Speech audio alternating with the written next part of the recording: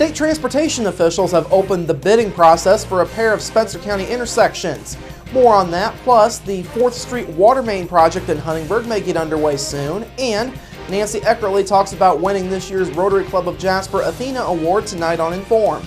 All of that and much more is up next here on the 18 WJTS News.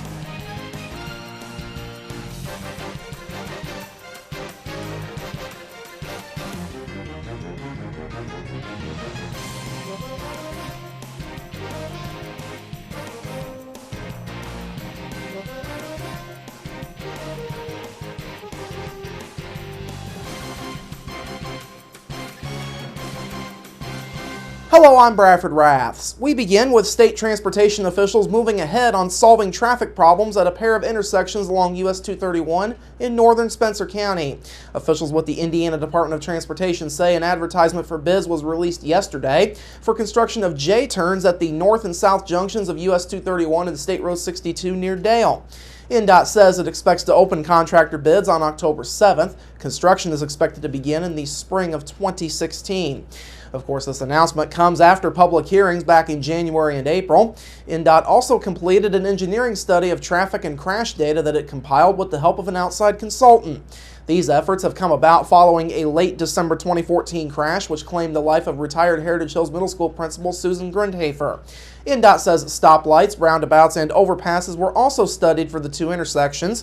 However, state officials say J-turns are the best solution to addressing the specific kind of accidents that have been seen at the Dale intersections. Now, INDOT says J-turns allow drivers to cross only one direction of traffic at a time and reduce the number of potential crash conflict points from the current 42 down to 24. INDOT says other states that have installed J-turns have seen on average a 50% overall reduction in crashes. J-turns also reduce T-bone crashes from 24 potential conflict points down to just 4. US 231 traffic will still be able to go straight or turn left and right at all intersections once work is done. State Road 62 and 68 traffic wanting to turn left or go straight will do so indirectly by first turning right, merging across traffic, and then making a legal U-turn. The J-turns were originally proposed at a public hearing back in late April at Heritage Hills High School. INDOT opened the state's first J-turn earlier this year at US 41 and State Road 114 in Newton County near Morocco.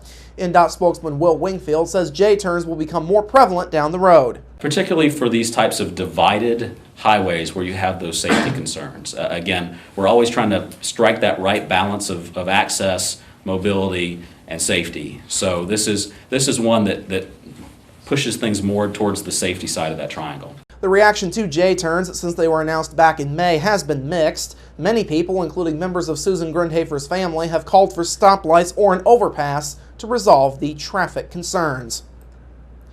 A traffic stop on Interstate 64 near Ferdinand early yesterday afternoon led to a Jennings County woman's arrest on multiple narcotics charges. Shortly before 1 o'clock yesterday, an Indiana State Police trooper pulled over a truck for speeding on Interstate 64 at the 61.5-mile marker. During the course of the traffic stop, police spoke with a passenger, 30-year-old Bridget Vaughn of Scipio, and learned that Vaughn was illegally in possession of numerous prescription medications, including a pair of Schedule IV controlled substances and hydrocodone, which is a Schedule II controlled substance. Police say Vaughn also possessed several burnt marijuana cigarettes along with 5 syringes. Vaughn was arrested and taken to the DuBois County Security Center without incident. She's facing a Class A misdemeanor for possession of a Schedule II controlled substance, a pair of Class A misdemeanor counts for possession of a Schedule IV controlled substance, a Level 6 felony count of possession of a syringe, and a Class B misdemeanor for possession of marijuana. Police say the driver of the vehicle was not charged. Huntingburg City officials are preparing to finally move ahead on replacing a 100-plus-year-old water main under 4th Street. Mayor Denny Spinner says Midwestern Engineers has been hard at work on coming up with a solution to the long-discussed project. Spinner says City Water Superintendent Todd Williams and a representative of Midwestern Engineers recently went over to Illinois to find a plan that would work. Spinner says that trip actually turned out to be quite successful. What they did find is that the project that they were able to view in Illinois was a very large project in a residential area, and what they were able to see is that the minimal amount of disruption and impact it had in those neighborhoods, which is something that we've been striving for, is that, of course, this line goes right down the middle of our main business area, We want to have this project done as efficiently as possible, minimal amount of disruption for our businesses and for our citizens who are shopping on 4th Street. Spenter says the water line replacement would be done using a bit of a new approach and some new technology. He says that technology is somewhat new to Indiana, but is already being used on similar projects all across the Midwest. Spenter says if that technology is successful with the 4th Street project, it could be rolled out for other water main work that the city needs to have done. There's areas on Jackson Street, lines that have had some problems for some time, and if we use this technology here and it works well, I think there are some significant lines elsewhere in the city that could be candidates for this same type of treatment. More information is being unveiled at tonight's City Council meeting, which is just underway from Huntingburg City Hall. Of course, the City Council voted last year to refinance a water bond to allow for work on the 4th Street water line to eventually get underway.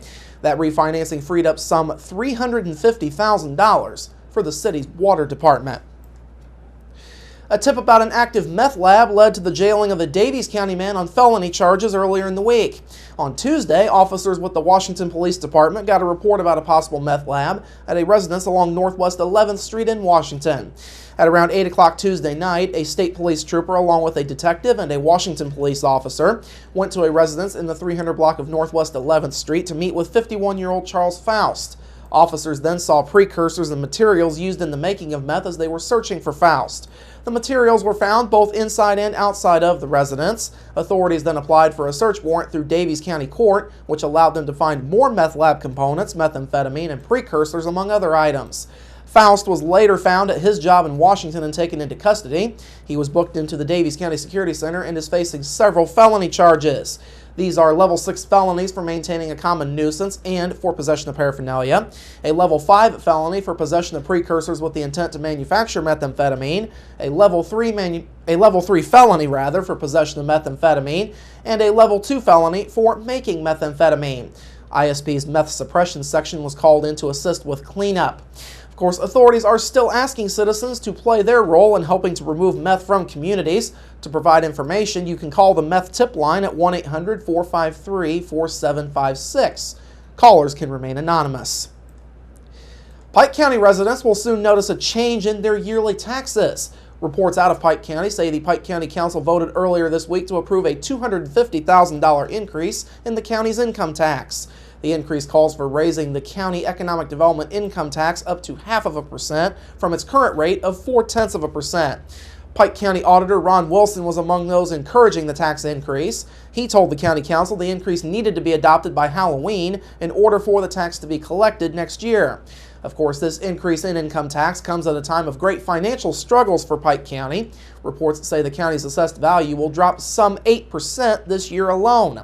The county's cash flow is also dropping at a rate of $600,000 a year over the last couple of years. The county is looking to raise the tax again down the road, and that raise could generate about $600,000 of additional revenue. A public safety option tax is also on the table. Pike County currently has one of the 4 lowest income tax rates in the state of Indiana.